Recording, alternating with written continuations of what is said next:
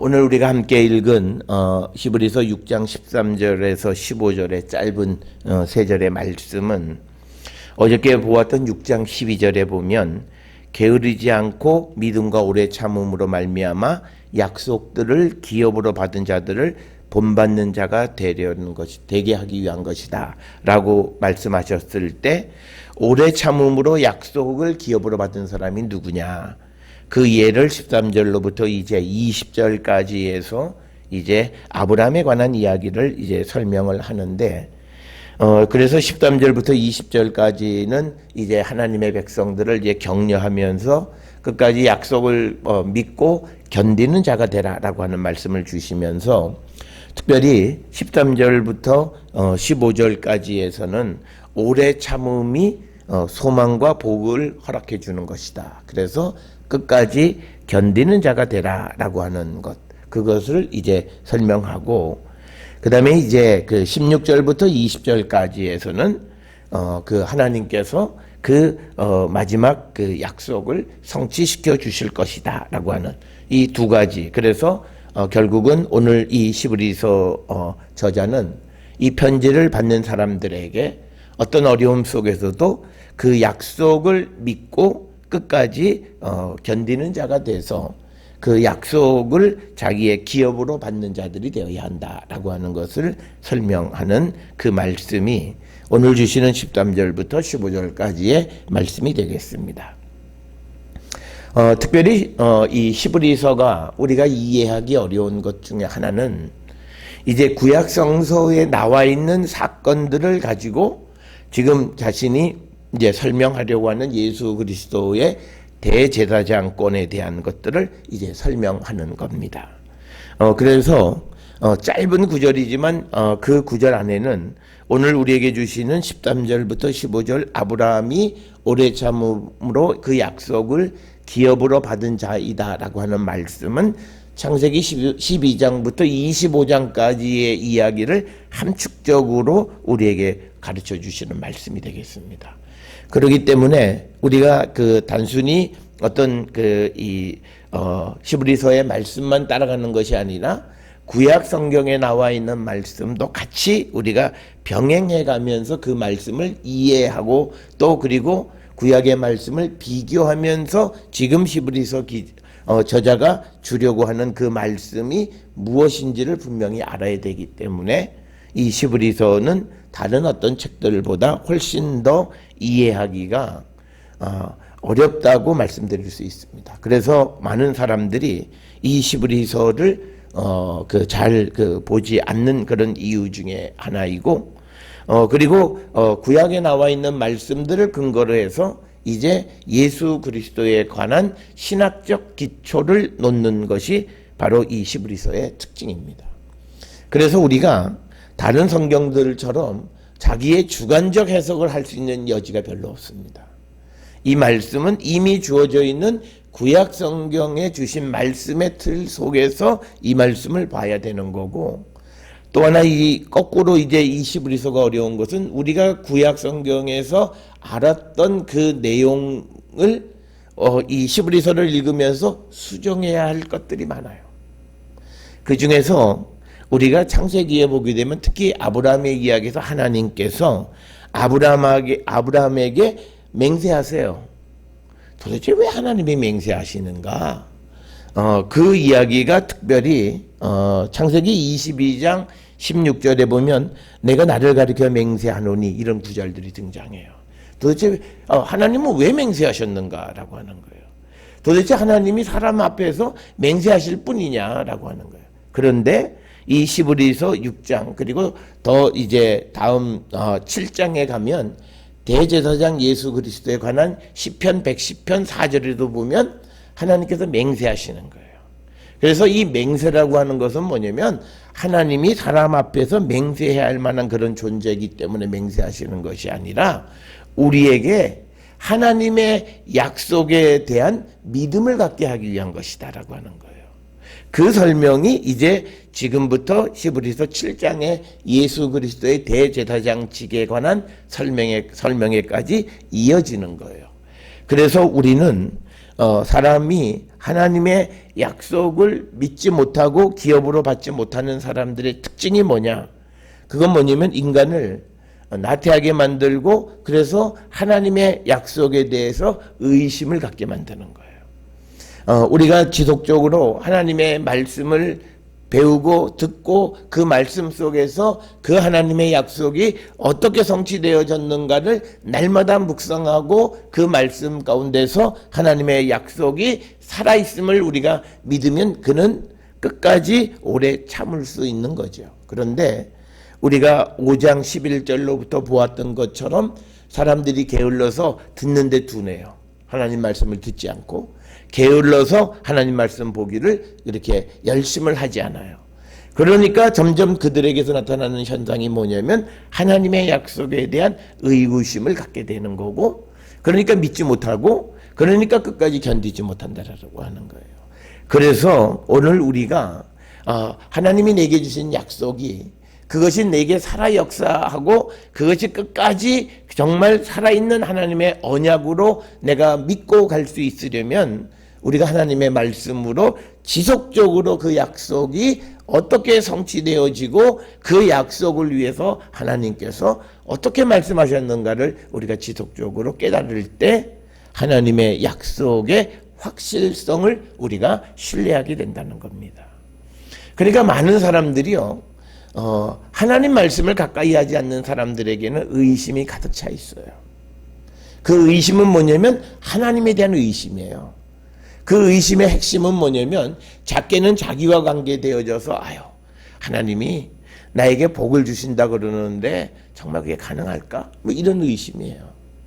그리고 또 우리가 잘 아는 요한복음 11장에서 죽은 나사로를 주님이 무덤에서 불러내려고 마르다에게 돌을 굴리라고 말씀하셨을 때에도 이미 죽은 지 4일이나 지났습니다라고 말하는 그 의구심이에요.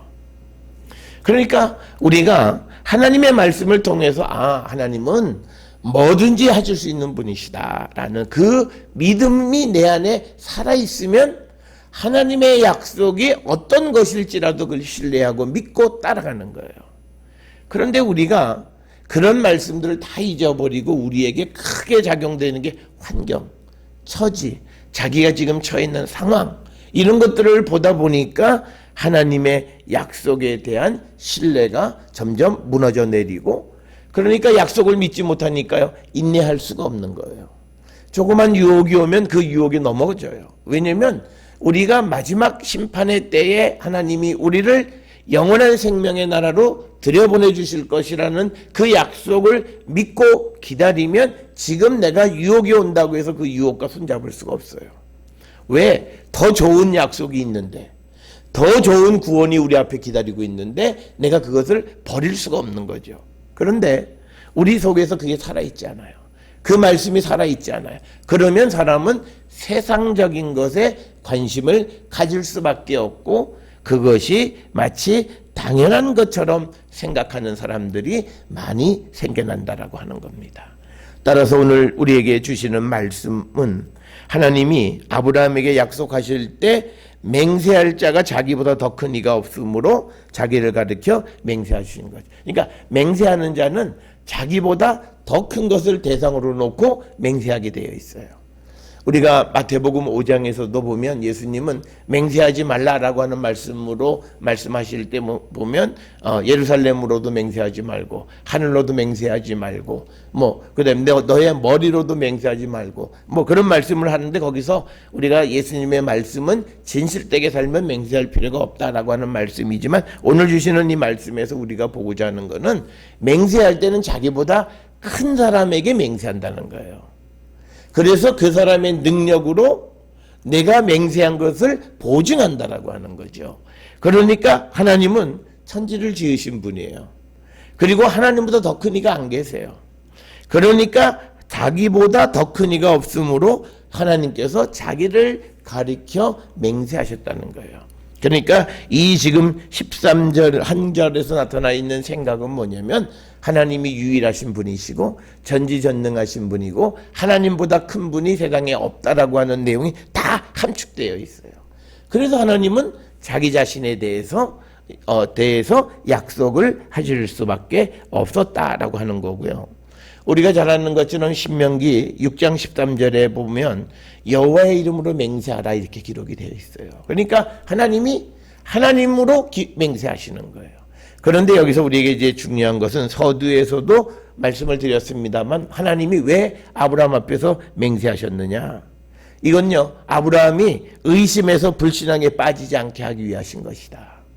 무슨 하나님의 능력이 부족하고 하나님이 사람 앞에서 제발 좀 믿어줘 뭐 이런 그런 개념이 아니라 하나님이 확실한 그 신뢰, 그 약속에 대해서 확고한 믿음을 갖게 하기 위해서 하나님이 스스로 맹세라는 방법을 쓰셨다는 거예요. 왜냐하면 사람들이 다른 사람에게 자기의 말을 믿게 할 때 하나님의 이름으로 맹세하는 거예요. 그러니까 하나님은 이제 당신의 이름으로 그리고 자기보다 더 큰 이가 없기 때문에 자기를 가리켜 맹세하셨다라고 하는 겁니다. 그래서 하나님은 우리로 하여금 믿게 하기 위해서 맹세하시는 분이심을 우리가 성경을 통해서 우리가 볼 수 있습니다. 우리가 잘 아는 시편 110편 4절에 보면 예수 그리스도의 대제사장 즉 멜기세덱의 서열을 따라 영원한 제사장이라는 그 제사장을 세우는 약속이 나와요. 그 시편 110편 4절에서도 여호와는 맹세하고 변하지 아니하시리라 이런 말씀이 있어요. 거기서도 맹세한 거예요.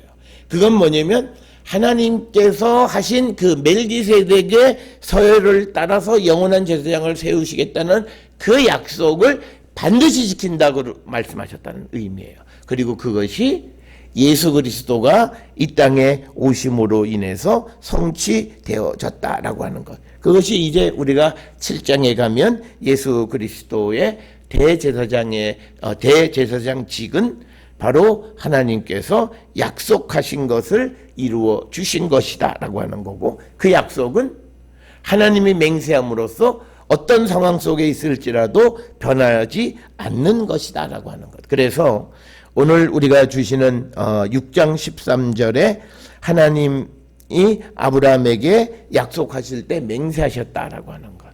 그래서 우리가 창세기 12장부터 25장까지의 말씀들을 읽을 때 하나님이 아브라함에게 맹세하시는 그 이유는 그 약속의 확실성을 담보해 주는 하나님이 하실 수 있는 방법이었다라고 하는 겁니다. 그래서 이 말씀이 갖는 의미는 우리는 하나님의 약속을 의심하지 말고 믿는 자가 되어야 한다라고 하는 것을 우리에게 가르쳐 주는 거예요. 그래서 우리가 이 약속의 확실성을 믿을 때 우리는 끝까지 인내할 수 있는데, 그 확실성을 담보해 주는 방법으로 하나님께서 자기를 가리켜 맹세하셨다라고 하는 겁니다. 그래서 그 하나님께서 아브라함에게 주신 약속이 확실한 거라는 거죠. 그러니까 하나님은 아브라함에게 줄 수 있는 확실성을 담보해 줄 수 있는 모든 것을 다 해 주셨어요. 이제 문제는 아브라함이 그것을 믿느냐 안 믿느냐는 거죠. 그런데 오늘 주시는 말씀에서 보게 되면 아브라함이 15절에 오래 참아 약속을 받았다라고 하는 겁니다. 그러면서 14절에서는요, 이제 그 약속의 내용이 무엇인가를 우리에게 설명하는데, 이것은 창세기 22장 17절에 있는 말씀을 기록한 겁니다. 14절에 내가 반드시 너에게 복을 주고 복주며 너를 번성하게 하고 번성하게 하리라. 그런데 이것이 창세기 22장 17절에서는 좀 더 구체적으로 내가 너에게 큰 복을 주고 내 씨가 크게 번성하여 하늘의 별과 같고 바다의 모래와 같게 하리니 내 씨가 그 대적의 성문을 차지하리라 라고 하는 말씀이에요. 그러니까 14절에서 하나님께서 아브라함에게 주신 그 약속은 뭐냐면 후손의 번성에 대한 약속을 주셨다라고 하는 거예요. 자, 그러면 우리는 여기서 우리가 아브라함이 이 약속을 받을 때 아직 자기 씨가 없어요. 자기 몸에서 날 자기의 후손이 없는 상황 속에서 이 약속을 받은 거예요. 그래서 우리가 아브라함이 오래 참아서 약속을 받았다는 말 한 구절로 표현하고 있지만, 그러나 그가 지금 이 약속을 받았을 때 과연 이 약속을 신뢰할 만한 환경이었느냐는 거예요. 환경은 전혀 그렇지가 못하다는 거죠. 우리가 창세기 내용을 우리가 대략 추정해 보면 아브라함의 가나안에 들어온 것이 75세예요. 그리고 그가 이삭을 낳은 것이 100세입니다. 그러면 그가 하나님께로부터 이 창세기 22장 17절의 이 약속을 받은 것은 적어도 75세 이상 되어졌을 때예요. 그때 하나님께서 이제 내 씨가 번성할 것이다. 바닷가의 모래처럼 하늘의 별처럼 많게 될 것이다 라고 하는 그 약속을 믿을 수 있었겠는가? 그걸 믿었다는 거예요. 그러면서 그가 오래 참아서 그 약속을 성취함을 받았다. 적어도 우리가 연수로 따지면 한 25년 정도 그는 약속을 기다렸어요. 자, 오늘 우리가 세상에서 살아가면서 하나님 앞에 약속하고 하나님 앞에 무엇을 원하고 기도할 때 하나님의 약속을 기다릴 때 과연 우리는 얼마나 기다립니까? 우리는요 1, 2년 기다려 보고는 그 다음부터 고민하기 시작하는 거예요. 약속을 의심하기 시작하는 거예요. 그래서 안 되는 거예요. 성경이 우리에게 보여준 것은 끝까지 오래 참으라. 그냥 좀 참아 이게 아니에요. 오래 참으라는 거예요. 최소한 4반세기 성경에서 보여준 모델은 4반세기예요. 그동안에 하나님의 약속을 끝까지 믿는 거예요. 하나님이 우리를 사랑하시고 우리를 회복하셔서 우리에게 그러면 우리는 내가 다 꼬부라 할아버지가 되고 할머니가 되고 다 늙어진 다음에 줘서 뭐 할래? 우리는 우리의 상황 속에서 하나님이 우리에게 주신 약속을 스스로 깨트리는 역할을 하는 거죠. 그러니까 우리는 하나님의 그 약속을 기업으로 받는 자가 아니라는 거예요. 우리의 모습을 한 번쯤 돌아보셔야 되는 거예요. 그러니까 우리는 환경 속에서 절망하고 그래서 그 약속을 우리는 의심하는 거예요. 그런데 우리가 꼭 기억하셔야 될 것이 하나 있습니다. 오늘 우리가 주시는 본문 17절에 15절에 보면 그가 이와 이같이 오래 참아 약속을 받았다. 그래서 마치 약속을 받은 게 아브라함이 끝까지 잘 견뎌서 받은 것처럼 이야기하면 안 돼요. 그 이유는 내일 우리가 설명을 드리겠습니다만 17절에 보면 하나님의 약속을 기업으로 받는 자들에게 그 뜻이 변하지 아니함을 충분히 나타내시려고 그 일을 맹세로 보증하셨다. 그러니까 여기서 중요한 건 뭐냐면 하나님의 신실성이에요. 하나님이 약속을 변개시키지 않으셨기 때문에 약속이 성취되어진 거예요. 우리가 믿는 하나님은 신실하신 하나님이에요. 그러니까 이 신실하신 하나님이라고 하는 개념은 우리에게 약속한 약속의 모든 것을 이루어 주시는 하나님이에요. 그래서 우리에게 말씀하셨던 그 좋은 구원, 좋은 선물에 대해서 그 약속을 반드시 우리에게 지켜주시는 분이 하나님이시라는 거예요. 거기에 아브라함의 인내가 더해져서 그 약속을 기업으로 받았다는 거예요. 그러니까 우리가 내가 이만큼 그래서 우리가 자칫 잘못하면 아브라함의 믿음 아브라함의 인내 잘못하다 보면 하나님이 숨겨지면 안 돼요. 이 약속이 성취되어지는 것의 가장 기본적인 것은 신실하신 하나님이에요. 하나님의 그 약속은 변하지 않는 거예요. 그 변하지 않는 약속을 기다리느냐 못 기다리느냐 하는 아브라함이 그것을 끝까지 믿고 기다렸다라고 하는 거예요. 그래서 우리는 오늘 주시는 이 13절, 14절, 15절에서 이 약속을 오래 참음으로 기다리라고 하는 것의 기본 전제는 하나님은 변하지 않는 분이시다. 하나님은 어떤 경우에도 그 뜻을 변하지 않으시는 분이시니까 그 하나님의 약속을 끝까지 믿고 기다리냐 안 하느냐는 우리에게 달려있다는 거예요.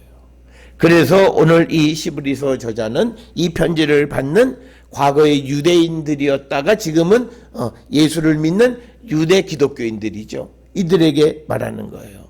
우리가 하나님 신실한 줄 알지 않냐. 그러니까 아브라함 믿음의 조상 아브라함처럼 끝까지 견디자라고 하는 거예요. 그래서 오늘 우리가 주시는 말씀, 이제 시브리서 11장에 보면 이 시브리서 저자가 생각하는 믿음의 선진들이 쭉 등장하지만 그 가운데서 가장 중심적인 인물이 아브라함이었다는 거예요. 끝까지 하나님에 대한 믿음을 가지고 기다림으로 약속을 받는. 그래서 오늘 우리가 세상을 살아가면서 우리가 바라는 믿음의 모습은 아브라함의 모습이에요. 그래서 우리는 그 창세기 12장부터 25장까지 아브라함이 자기 스스로 자기의 그 대를 이을 사람들을 선별하려고 많이 애썼잖아요.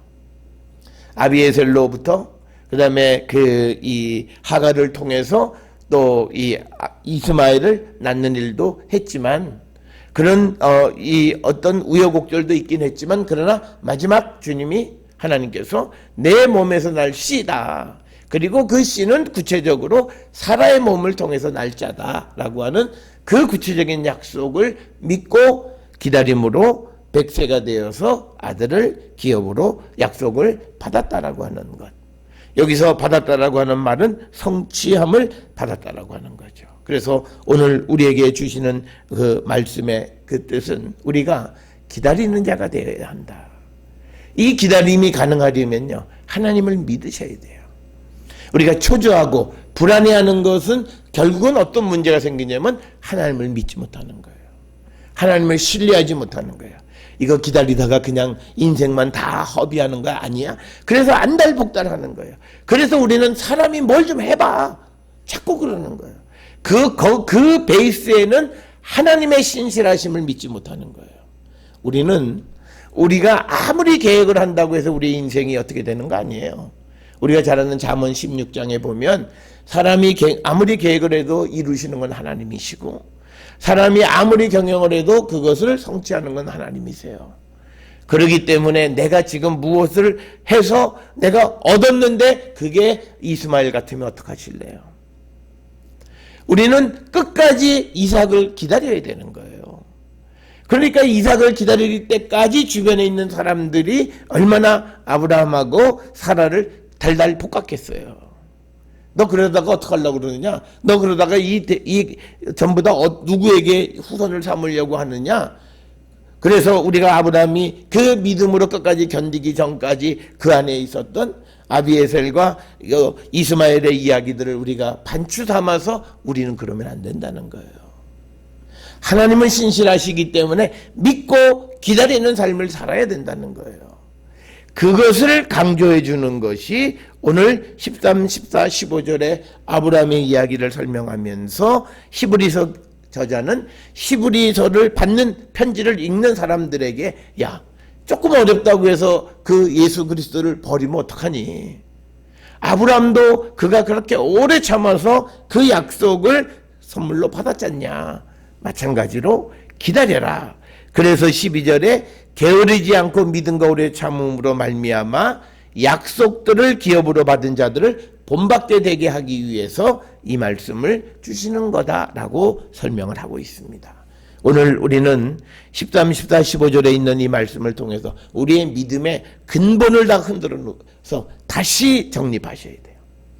인생이 내 뜻대로 되어지지 않으면 굉장히 불안해하고 내가 원하는 대로 되어지지 않으면 어찌할 바를 모르고 당황하고 제정신을 잃어버리는 그런 삶을 반복해서는 안 되는 거예요.